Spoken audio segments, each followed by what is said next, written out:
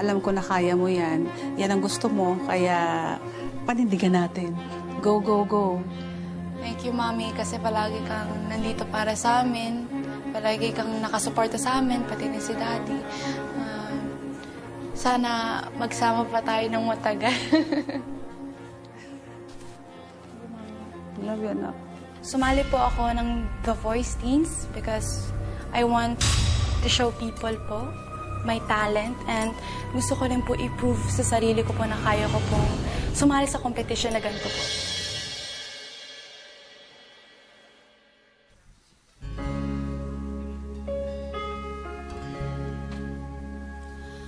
Nung araw, kahit tamis ng ating buhay, Casey? puno ng saya at ng kulay, di mauulit muli. Yeah! Ang dami-raming bagay na hindi naman kailangan. Oh, wow! Kung pwede lang bawasan natin ang mga tampuhan.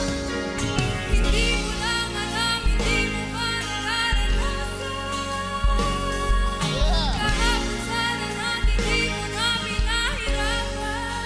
Dahil muli, di na muli binawi ang buhay mo ng walang sabi.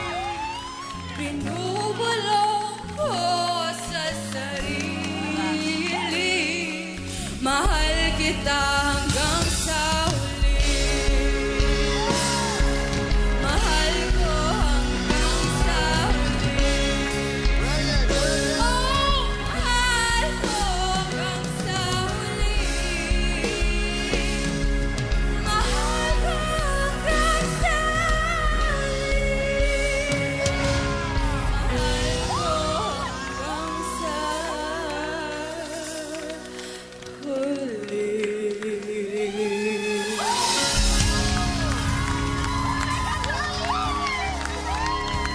Well, welcome to the party!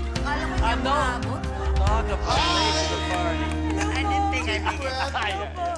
Anong pangalan mo? Mary Elijah Estiglo po. Kaunting kwento naman tungkol sa mga kapatid mo. Please. Yung kuya ko po, sa kanya po talaga ako na-inspire po sumali po ng mga contest reality show po. Kasi po nakasali na po siya dati. And I really want to make him proud po. I really want to make my family proud po. And nandito po si kuya. Umikot ako dahil gusto ko talaga yung soul. I feel na parang nag-enjoy ka, hindi ka nagko-compete. Hindi ka, parang wala ka sa auditions. And that's the way I think auditions should be. You have everything to feel good about yourself. Congratulations. Thank you po. I'll be 100% honest, no? It was not totally the most complete audition. Here and there were inconsistencies Yun. throughout the song. All right?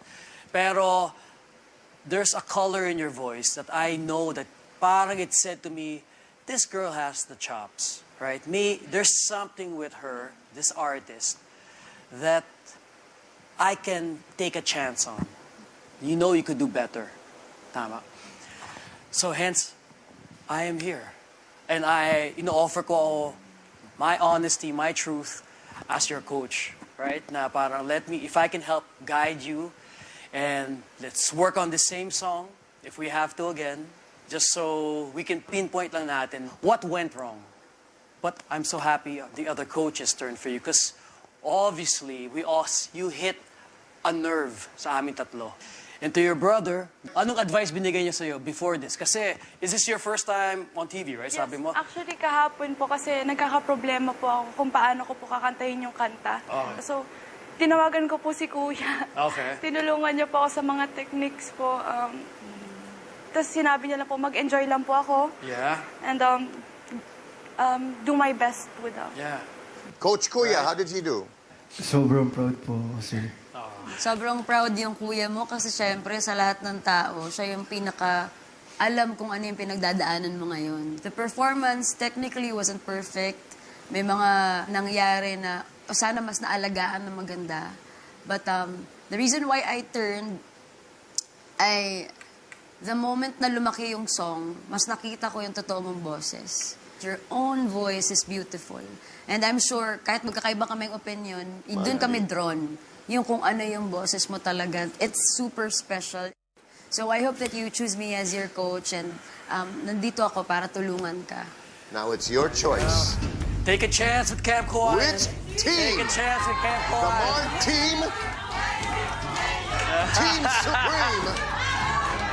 Camp Kawayan. Pipiliin ko po ang coach na to. Kasi po I think they would help me develop po my voice.